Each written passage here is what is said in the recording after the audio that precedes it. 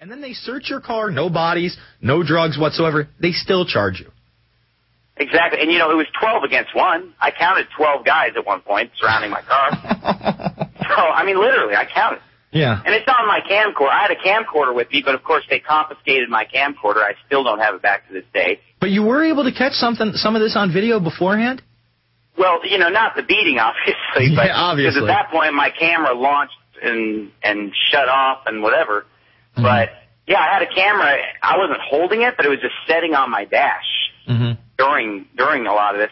But I don't have that camera. It's a $400 camcorder. I don't have it to this day. They confiscated it from me. So let's get into this now. I'm trying to get it back. Exactly. You end up having not only get charged, I'm not sure what they charged you with, but it wasn't like obstruction of justice or assaulting a police officer, something totally and completely ridiculous? No, none of that, because here's the thing. That is so far from the truth. They didn't even try to accuse me of any of those things. Okay. This is what they accused me of. Failure to obey the officer's order, because he told me to open the car door. So I got charged with failure to obey the officer's order, and I got charged with obstructing the highway because, and this is their warped rationale. They stopped me, but because I didn't cooperate fast enough, I was the one blocking the road, even though I was asking to leave the whole time. They're charging me with blocking one of the lanes of the checkpoint. And it doesn't even end there. It's not like they. They're both misdemeanors. Yeah, and it's not like they just charge you and nail you on your way. You have to spend a night in jail. Oh, yeah. First I went to the emergency room, and got 11 stitches put in my head. Then I spent the night in jail. And, I don't know what's happening. I don't know when I'm going to see the judge. I'm just laying in the cell. I have no sense of time. And it wasn't until late the next morning, like past 11 o'clock, that I was, hauled out before the judge, which was on a video screen. It wasn't really a flesh and blood judge that was there. So it's unbelievable. Unbelievable. So where is this at now? That's the big question. We're a few weeks down the line. They've charged you. Have you been to court since? Are lawyers talking to you? How can we help? This is a big deal. It is a big deal. And it's an even bigger deal if we just let this kind of stuff go on, because then you're encouraging it, really, if you let it happen. Where this is at is obviously I have to get declared not guilty of these 2 misdemeanors. So I have a lawyer, Mark Victor, is who's representing me, and he's a great lawyer, and so I'm very confident in him. I dropped $4,000 cash the day after this happened on a lawyer just so that I wouldn't have to go to the arraignment without some representation, because I was just, wondering, what are these people going to do to me? As I started seeing how unfair this whole thing was. Not to mention the damage to your car. I'm sure that at least ran you a few hundred, if not $1,000. $800 is what I paid, when I got my car out. So. But anyway, I don't know if you have time in this segment. I wanted to read for you the latest and greatest that I just got in the mail from the prosecutor. Yeah, absolutely. We got a couple minutes in this segment and then 5 on the other side, so let's read that. Okay. Let me read this for you. This will blow you away. This is from John R. Smith, Yuma County Attorney, William P. Cates. Okay, listen to this. The state of Arizona, through the office of the Yuma County Attorney by the undersigned deputy, hereby moves this court to deny the defendant's request for modification of his current conditions of release. Let me just explain real quick. I had asked for permission to leave Arizona. This happened 3 weeks ago, and I'm trying to run my business, and they're saying I can't leave Arizona, even though it's just misdemeanor. Oh, you're a flight risk now? Is that what they're trying to say? You're a flight risk? Permission to be able to leave Arizona, just even by car, just to go outside Arizona, because my job requires me to do that. Well, this is the prosecutor's letter of why I should not be allowed to leave because of, this misdemeanor. Mr. Anderson's proposed excursion involves the use of state and federal highways as well as potentially United States Border Patrol checkpoints.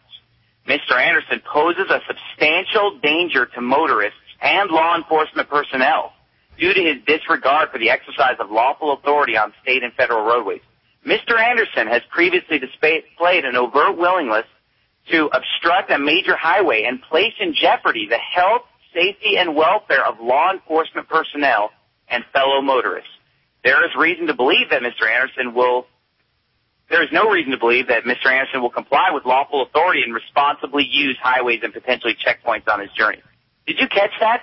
They're saying that I shouldn't leave Arizona because if I go through a checkpoint, I might be a danger to the law enforcement personnel. Yeah, meanwhile, so you take a beating. They beat the living fire out of me, but yet I'm supposedly endangering them? Can you believe that? It's unbelievably incredible. It's so Orwellian. It is off the charts. We'll be back after this with Steven Anderson. It's the Info Warrior. PrisonPlanet.com, Infowars.com. To go on now is his word against theirs, and we're hoping that's going to be enough, because not only did they beat him and charge him, now they are restricting his movement through the state. Stephen, when is your next court date, and how can people help? Well, we're not even having the pre-trial conference until June 11th. Mm-hmm. But I say the biggest thing people can do to help is just to get the word out on this, because people need to find out about this. I think that this is happening all the time, because these guys didn't act like it was a big deal. Mm-hmm. They took it very nonchalantly, and they seemed like this was just another day at the office for them. And so that makes me wonder how many other people they're beating and abusing who just aren't maybe as vocal as I am, or didn't have the sense to just, before I even got to the house when I was on my way home from jail, to take it to YouTube. Yeah, that was genius, by the way. I mean, when I saw that, I said, this guy is one of the smartest guys out there, because he immediately put this on YouTube, and it really did have a viral effect, and hopefully this will help you in the long run. I mean, first of all, you're a pastor. I'm sure you probably don't have a criminal record. They found nothing. No, I've never been arrested in my entire life. Yeah, I mean, they found nothing in your car, and I mean, your face says it all. I mean, not only does your face say it with the injuries, but everything you're saying, I mean, you're telling the truth. Anybody looking at you can tell that you're telling the truth. And I wish you the best. I hope that you're able to beat this system, because you know these guys are all going to lie under oath. Oh, he came in, he was so violent, he took a swing at me. Well, no, but you know what, though, Jason? The good thing is I've already started getting a lot of their versions of the story in the mail from the attorney. Mm-hmm. I've already got several of them in possession. And really, they're not contradicting anything that I've said about the beating at all. They're basically, thank God they're not getting too crazy with it. Now, they're leaving stuff out. The way they put it is kind of like this. We broke both windows at the same time. We tased them, and then we had to tase them again because they were taking too long to get them out of the car. And it's the way they tell it, it's kind of like, well, we took him out of the car, and then, boy, we noticed these big cuts on his head. But they conveniently leave out where the wounds came from, which is the hand that shoved my head into the glass.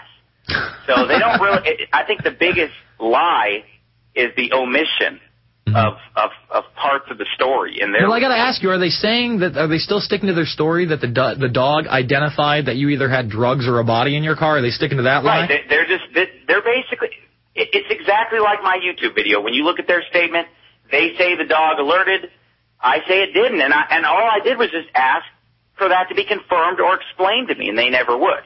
Mm-hmm. And they say in their reports that, they didn't want to bring the dog back out, so they didn't. So, I mean, the reports substantiate everything in my video. Nothing really contradicts anything about the beating or anything.